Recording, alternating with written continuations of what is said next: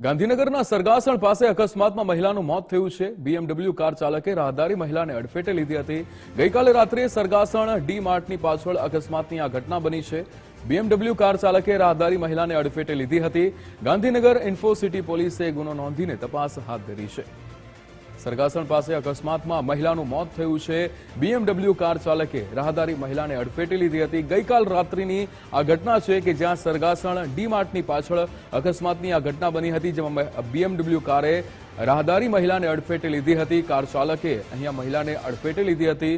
મહિલાને અડફેટે લેતા જ અહીંયા તેને ગંભીર ઇજાઓ પહોંચી, પણ અહીંયા જે આ ઘટના સામે આવી છે, મહિલાનું મોત થયું છે। અકસ્માતમાં જે રીતે BMW કાર ચાલકે રાહદારી મહિલાને અડફેટે લેતા તેનું મૃત્યુ નિપજ્યું છે।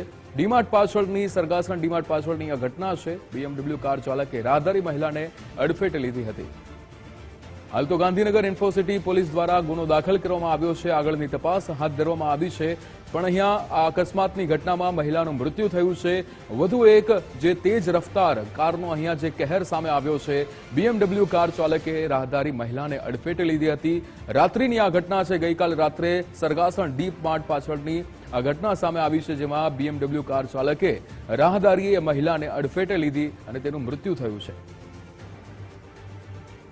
ગાંધીનગર ઇન્ફોસિટી પોલીસે ગુનો દાખલ કર્યો છે। તપાસ પણ તેજ થઈ છે, પણ અત્યારે અહીંયા રાહદારી મહિલાની જે ઘટનામાં મૃત્યુ થવાની જે સમાચાર સામે આવ્યા છે, સરગાસણ ડી માર્ટ પાછળની આ ઘટના કે જ્યાં અકસ્માતની ઘટનામાં મહિલાનું મૃત્યુ પણ થયું છે। BMW કાર ચાલકની બેદરકારીના કારણે રાહદારી મહિલા કે જેને અડફેટે લેતા આ મહિલાનું મોત નિપજ્યું છે। ગાંધીનગરના સરગાસણની આ ઘટના છે કે જ્યાં ડી માર્ટ પાછળની આ ઘટના। નિકુંજ જાની આપણી સાથે લાઈવ જોડાઈ ગયા છે। નિકુંજ, જે રીતે ગાંધીનગરમાં સરગાસણ પાસે અકસ્માતમાં મહિલાનું મૃત્યુ થયું છે, અહીંયા ગઈકાલ રાતની આ ઘટના સામે આવી હતી, શું વિગતો?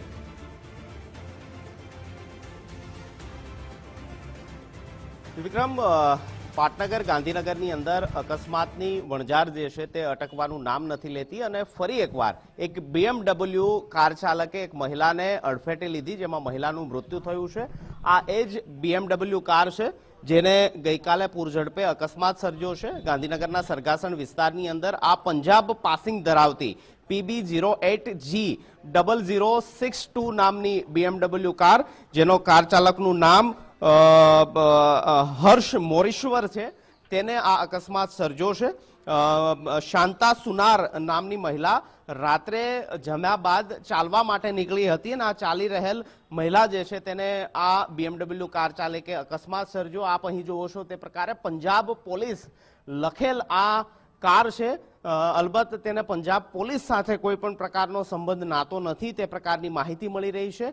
જે આરોપી અકસ્માત કરનાર જે છે તે અન્ય પોતાના એક મિત્રની આ કાર જે છે તે લઈને નીકળ્યો હતો અને તેને આ પ્રકારે પૂર ઝડપે ગંભીર પ્રકારની ગાડી ચલાવીને અકસ્માત સર્જ્યો છે। આ BMW કારની આ પરિસ્થિતિ જોવો છો કે આ પ્રકારે કેટલી સ્પીડમાં આ કાર હશે અને તેને કઈ પ્રકારે આ અકસ્માત જે છે તે સર્જ્યો હશે। આગળનું જે બોનેટ જે છે તે સંપૂર્ણપણે તૂટી ગયું છે અને જેમાં 29 વર્ષીય શાંતા સુનાર નામની મહિલા કે જે રાત્રે ચાલવા માટે નીકળ્યા હતા, વોકિંગ માટે નીકળ્યા હતા, તેમનું આ BMW કાર ચાલકે અકસ્માત સર્જીને મૃત્યુ નિપજાવ્યું છે। અલબત્ત ગાંધીનગરની ઇન્ફોસિટી પોલીસે આરોપી જે છે તેની ધરપકડ જરૂરથી કરી લીધી છે, પરંતુ અહીં સવાલ એ છે કે રફતારનો કહેર પાટનગરની અંદર જે વધી રહ્યો છે તે ક્યારે અટકશે? કારણ કે પોલીસ સીટ બેલ્ટ ન પહેરવાના કારણે, હેલ્મેટ ન પહેરવાના કારણે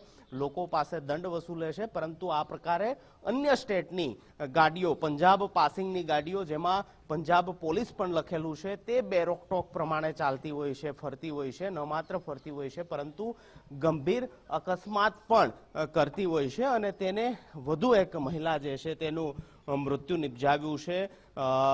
અકસ્માતની વણઝાર અગાઉ પણ આપે જોયું હશે, એ ગાડીનો પણ અહીં સાક્ષી છે।